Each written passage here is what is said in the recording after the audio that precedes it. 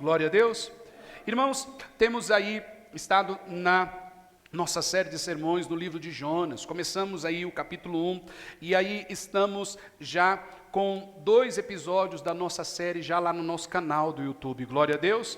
Se você puder, para você se inteirar, para você ficar por dentro, assim como você maratona filmes, gosta de assistir filmes, vai lá no canal do YouTube, curte o nosso canal e maratona lá já esses 2 episódios da série, para que você possa estar antenado sobre o livro de Jonas. Glória a Deus, irmãos.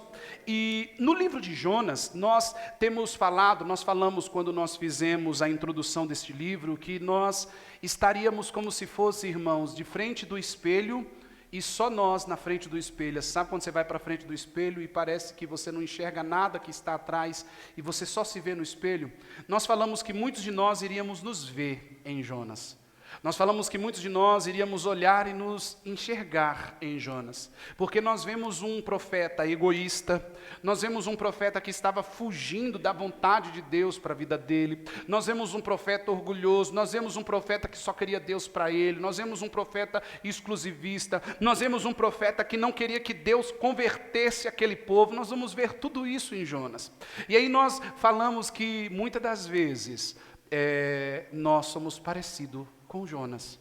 Às vezes a gente quer as coisas do nosso jeito, e aí parece, irmãos, que vendo Jonas nós vemos pessoas que querem ter um Deus numa caixinha, ou que pensam que Deus é aquele que é o gênio da lâmpada, que ele faz tudo para ela, tudo para ele, o que ele quer. A minha fé é assim, a minha fé é assado. Não, irmãos, a fé em Deus ela é genuína, ela é única. A fé em Deus ela é por meio do Filho dele, Jesus Cristo. Não existe uma fé do seu jeito, uma fé do meu jeito. Existe a fé que é genuína por meio de Jesus Cristo. E é isso que nós temos visto no livro de Jonas. Nós temos visto um profeta que Deus encaminha para que a vontade dele seja feita através desse profeta. Mas esse profeta quer então fugir do que, irmãos? Da vontade do Senhor. Ele imagina que ele pode fugir da vontade do Senhor. Ele imagina que ele pode viver longe da presença de Deus. Ele imagina que ele pode fazer a vida dele longe dos propósitos de quem? Do Senhor. E é isso que nós temos aprendido. E nós vamos ler hoje do capítulo 1, dos versículos 1 até o versículo 6. Mas na leitura de hoje a gente vai ficar nos versículos 5 e 6, dando continuação. Glória a Deus, irmãos. Diz assim o texto bíblico: a palavra do Senhor veio a Jonas, filho de Amitai, com esta ordem: vá depressa à grande cidade de Nínive e pregue contra ela, porque a sua maldade subiu até a minha presença. Mas Jonas fugiu da presença do Senhor, dirigindo-se para Tarsis. Desceu à cidade de Jope, onde encontrou um navio que se destinava àquele porto. Depois de pagar a passagem, embarcou para Tarsis, para fugir do Senhor. O Senhor, porém, fez soprar um forte vento sobre o mar, e caiu uma grande tempestade tão violenta que o barco ameaçava arrebentar-se. Todos os marinheiros ficaram com medo, e cada um clamava ao seu próprio Deus, e atiraram as cargas ao mar para tornar o navio mais leve. Enquanto isso, Jonas, que tinha descido ao porão e se deitara, dormia profundamente. O capitão dirigiu-se a ele e disse: como você pode ficar aí dormindo? Levante-se e clame ao seu Deus. Talvez ele tenha piedade de nós, e não o que, irmãos? E não morramos. Então, agora nós vamos ficar nos versículos 5 e 6 para darmos continuação da onde nós paramos no último domingo. Então aqui nós vemos este profeta, que a palavra do Senhor vem a ele, ele fala: sim, Senhor. Ele se levanta e vai, mas ele se levanta e vai para fugir de Deus. Jonas, ele imagina, irmãos, que ele pode fugir de Deus. Jonas, ele imagina, irmãos, que ele tem motivos para fazer isso. Como nós dissemos, Jonas foi aquele que viu o povo assírio, a maldade do povo assírio. Jonas viu que o povo assírio era um povo cruel, era um povo que aos olhos de Jonas não merecia se converter. Era um povo que aos olhos de Jonas não merecia Jesus, eles não mereciam Deus, eles não mereciam ter a verdade de Deus. Não, aos olhos de Jonas, esse povo merecia ser condenado. Parecia, Jonas, irmãos, parece muitos de nós na frente da televisão, às vezes, sabe os jornais policiais que a gente assiste? A gente assiste os jornais policiais e a gente fica assim, só falta a gente colocar um balde debaixo da televisão, porque é tanta morte que a gente vê, é tanta notícia ruim, mas aí a gente fica ali assim falando, nossa, mas coitado, esse roubou para comer, esse podia estar vivo, aquele ali roubou e matou o fulano a ciclana, esse tem que morrer. Aí a gente fica ali na frente da televisão, matando e morrendo, e se achando dono do céu e dono da onde? Do inferno, e dizendo, esse merece ser salvo, esse merece ir direto para o inferno. Assim era Jonas. Assim era Jonas com a sua atitude de querer fugir de Deus, de querer dizer assim, esse povo não merece, eu não quero levar a palavra para este povo. E esta atitude de Jonas fez Jonas tomar, igreja, este caminho, ir para outra cidade, ir para outro lugar. Então Jonas, ele entra no barco e ele vai para outra cidade, para outro lugar. E aí nós falamos no último domingo que Deus vem, irmãos, e envia a tempestade. Irmãos, Deus enviou a tempestade. E a palavra do Senhor vai dizer que a tempestade foi violenta. E aqui, irmãos, nós falamos no último domingo, há situações na minha vida e na sua, que talvez Deus fará tempestades violentas. Nós falamos aquela frase no último sermão do último domingo, que não é uma frase que está na Bíblia, mas ela tem muita teologia bíblica nela. Aquele que não vem pelo amor, vem pela dor. E é muito verdade esta frase, porque veja que Deus, ele faz essa tempestade vir, para alcançar Jonas, para Jonas acordar e entender, Jonas, você está fora da minha vontade. E aí, como nós falamos no último domingo, irmãos, às vezes tem coisas que acontecem na minha vida e na sua, e não tem nada de diabo, é o próprio Deus querendo que a gente desperte, porque o nosso caminho está contrário à vontade de Deus. E aqui nós vemos agora então que Jonas consegue. Jonas entra no barco, Jonas vai e acontece isso. E no meio dessa tempestade, qual é a atitude dos marinheiros, irmãos? Vamos ver no versículo 5. Todos os marinheiros ficaram com medo e cada um clamava ao seu próprio Deus. E atiraram as cargas ao mar para tornar o navio mais o quê? Mais o quê, irmãos? Mais leve. Veja que os marinheiros, eles tentaram fazer tudo o que estava ao alcance dele. A primeira atitude dos marinheiros foi clamar aos deuses deles. Cada um tinha o seu Deus, então cada um foi clamar. E depois a atitude deles também para tentar alguma coisa com a força do braço, para dar uma ajudinha, eles falaram, vamos jogar as cargas. Provavelmente esse navio era um navio cargueiro, estava levando mercadoria. Naquela época, o trânsito que existe hoje nas linhas viárias do nosso país, o transporte de caminhão, muito era feito naquela época, porque não tinha essa tecnologia, esse avanço todo, era feito por navio.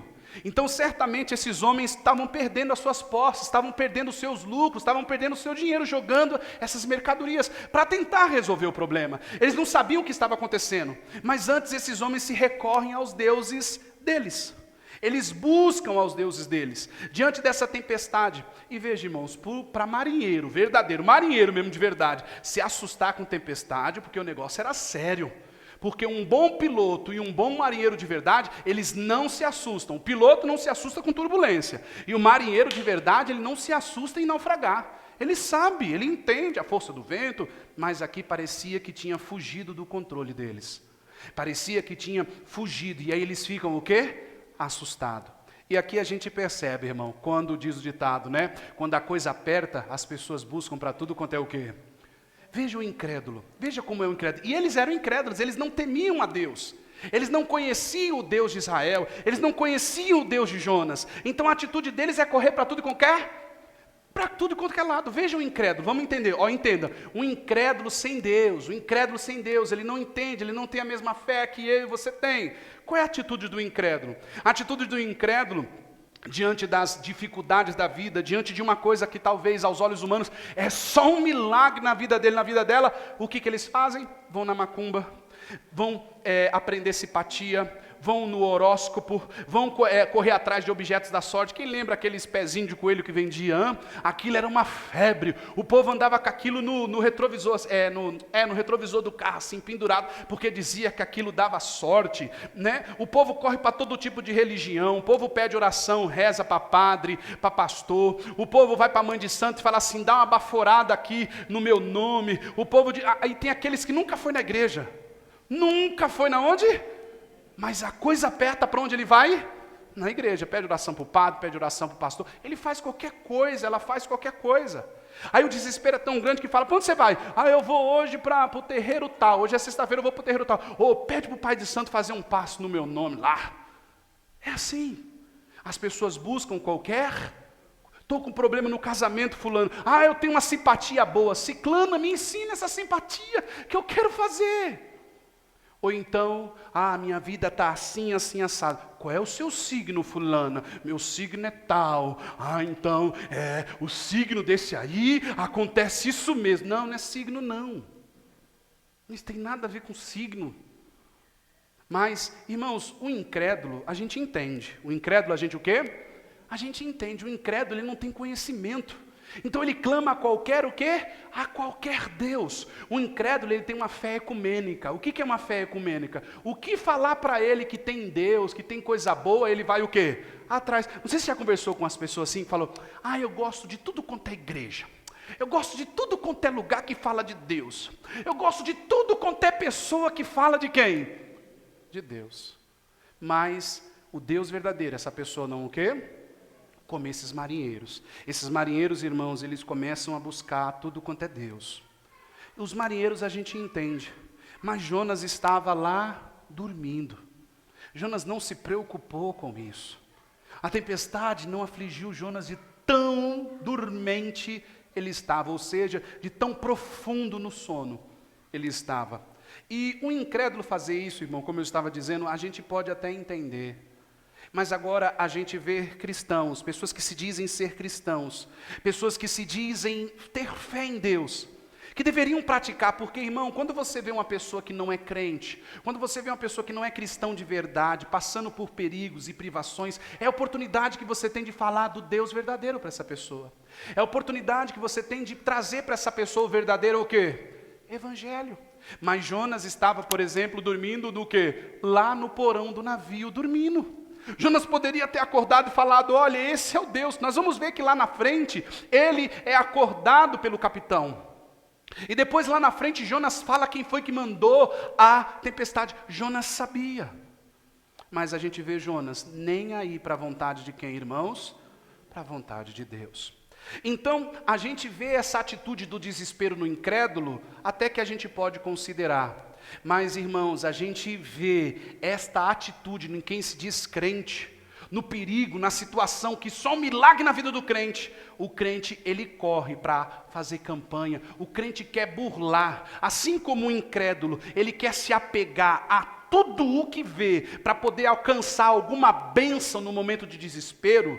Também, aquele que se diz ser cristão, quer cortar o caminho, quer a campanha. Jesus Cristo já nos deu a vitória na cruz, mas o crente quer buscar toda a vitória que a campanha pode dar. O que se diz ser crente, fica de igreja em igreja buscando o milagre. O que se diz ser crente, acredita em signo, acredita em sorte, acredita em homens de poder, e acredita em revelar, e acredita em revelação.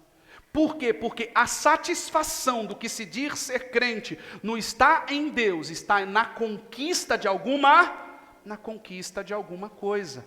Irmãos, isso muito pode mexer comigo e com você. Isso muito pode levar a gente a fugir da vontade de Deus para nós. Porque Deus, Ele é dono de todas as coisas, Ele pode nos dar tudo o que Ele quer. Mas se o que Ele nos der, nos fizer correr para longe da presença dEle, eu tenho certeza que não é isso que Deus quer para as nossas vidas. Igreja, quando nós vemos pessoas assim, nós podemos apresentar essas pessoas ao verdadeiro o que, irmãos? Ao verdadeiro Deus.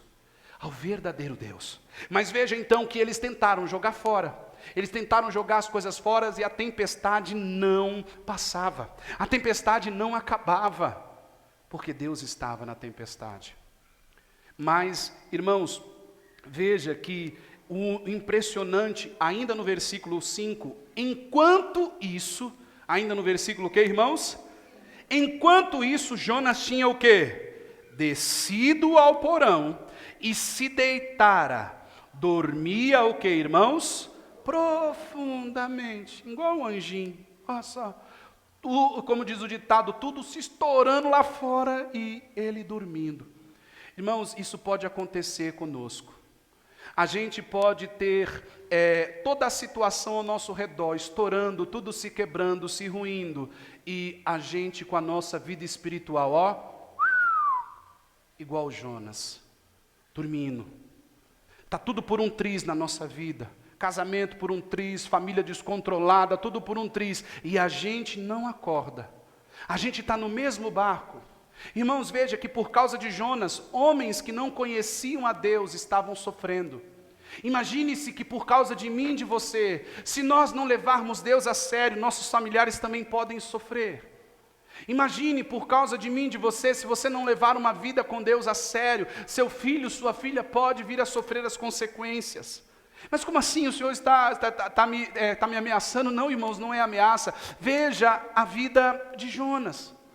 Fugirmos da vontade de Deus, andarmos nos nossos próprios quereres e vontades, é estar fugindo da vontade de quem? De Deus para nós. Mas pastor, qual é a vontade de Deus para mim? Já está revelada.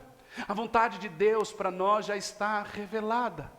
Ande na minha presença, não foi isso que ele disse a Abraão? Abraão, anda na minha presença e ser perfeito. Não foi isso que Jesus Cristo disse? Eu sou a luz do mundo, aquele que crê em mim jamais andará em trevas. A vontade de Deus é essa para nós, irmãos. E ela se cumpre todos os dias. Ela se cumpre o que, irmãos? Todos os dias. Você, irmãos, você pode encontrar pessoas com uma atitude apóstata. O que é o apóstata? A palavra do Senhor diz que no final dos tempos, muitas pessoas vão se apostatar da fé. O que é se apostatar da fé? Pessoas que foram um dia muito usadas por Deus, pessoas que cantaram, pessoas que louvaram, que pregaram o evangelho, pessoas que fizeram tudo, que buscaram pessoas, que subiram o monte, pessoas que fizeram de tudo para Deus. Vai chegar um tempo que vão se esfriar na fé, a palavra do Senhor diz, e vão se apostatar, vão deixar de crer em Deus, para crer no diabo ou em qualquer outra coisa, menos em Deus. Isso chama-se apostasia. E eu quero te dizer, irmãos, que durante esse tempo pregando o evangelho, é possível ver que tem pessoas que se apostatam da fé, mesmo dentro da igreja, que se apostatam da fé, mesmo, aspas, parecendo-se que ele está na vontade do Senhor.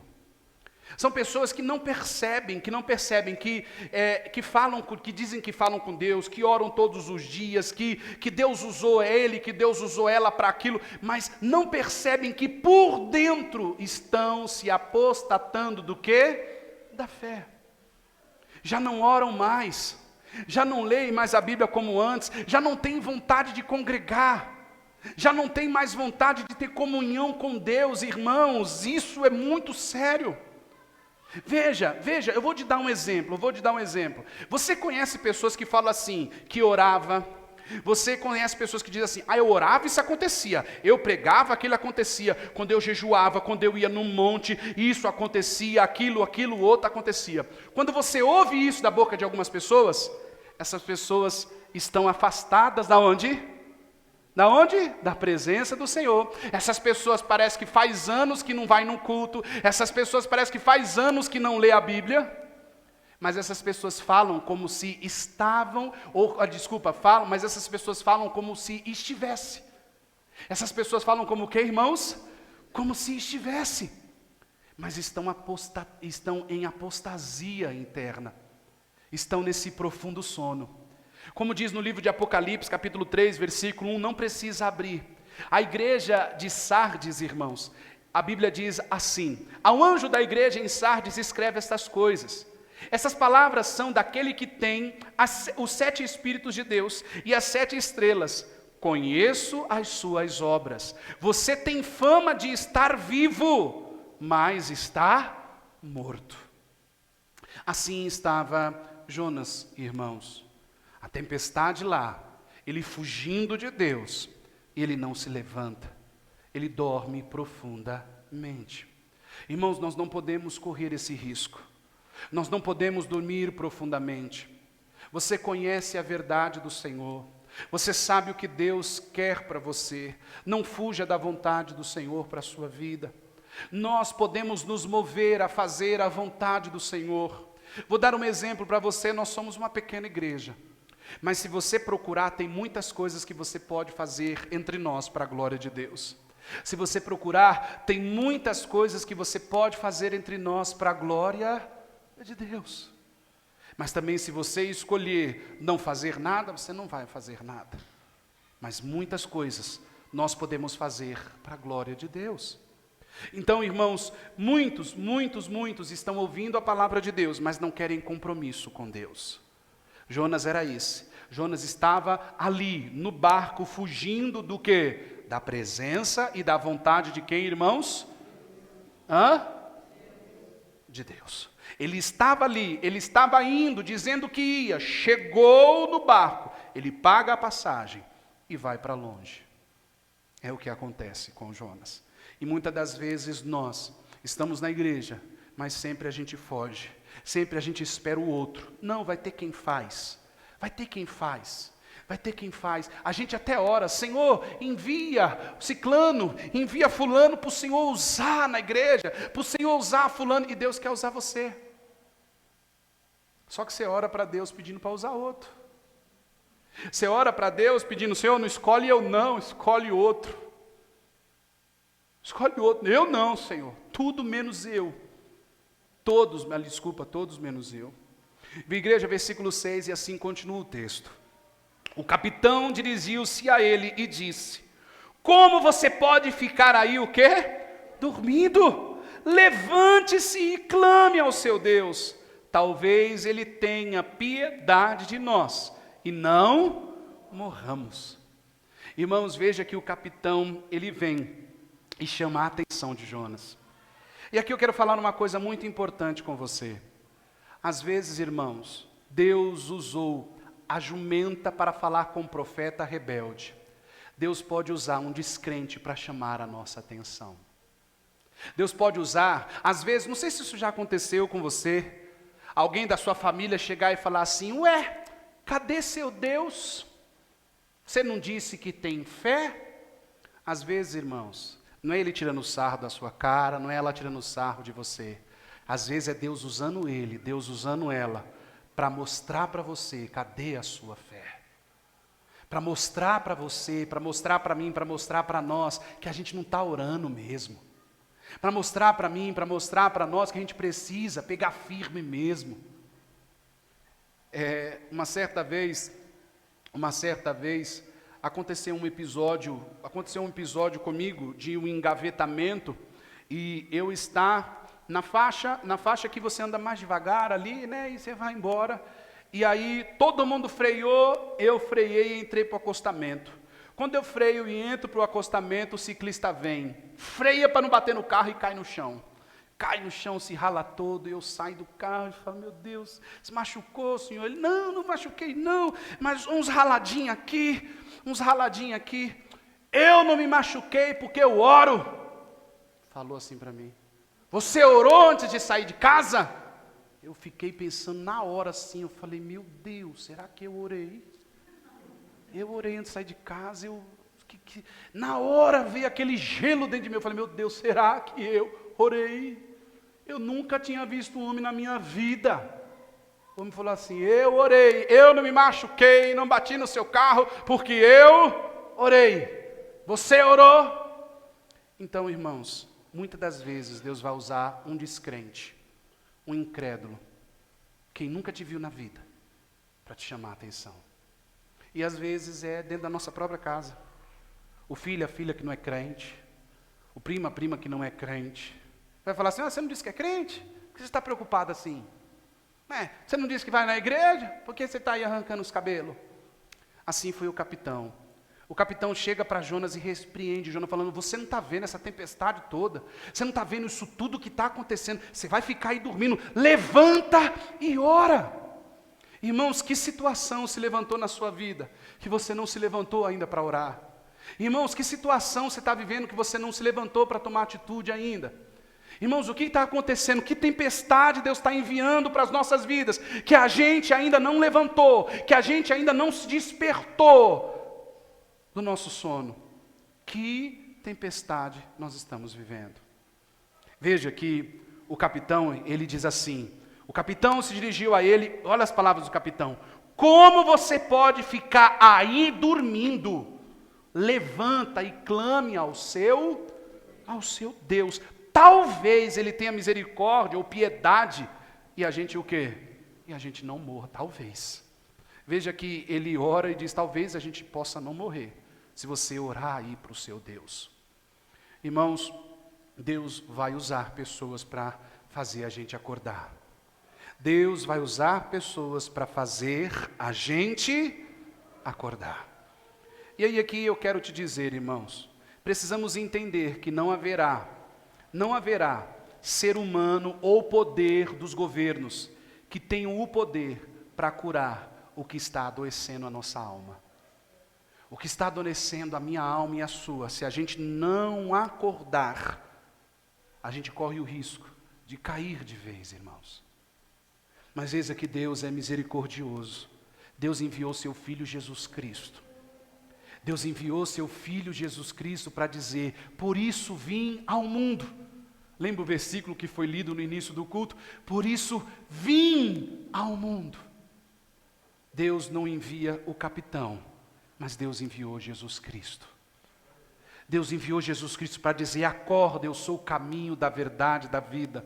Deus enviou Jesus Cristo para dizer: acorda, a minha seara é grande, mas poucos são os trabalhadores. Deus enviou Jesus Cristo para dizer: covil de salteadores, vocês não podem fazer da casa de oração comércio. Deus enviou Jesus Cristo para isso. Só na vontade e só na presença de Deus há cura para nós, irmãos. Só na vontade e na presença de Deus há um caminho verdadeiro para nós, irmãos. É só na vontade dEle. Então talvez Deus está querendo nos despertar, nos acordar, nos fazer enxergar que às vezes a gente está dormindo. Não é o sono que talvez você está sentindo agora, mas é o sono que pode nos conduzir a perdermos tudo, irmãos. Até mesmo a nossa fé em Deus. Quem compreendeu nessa noite? Até aqui a nossa leitura. Vamos orar, irmãos? Fique de pé no seu lugar em nome de Jesus.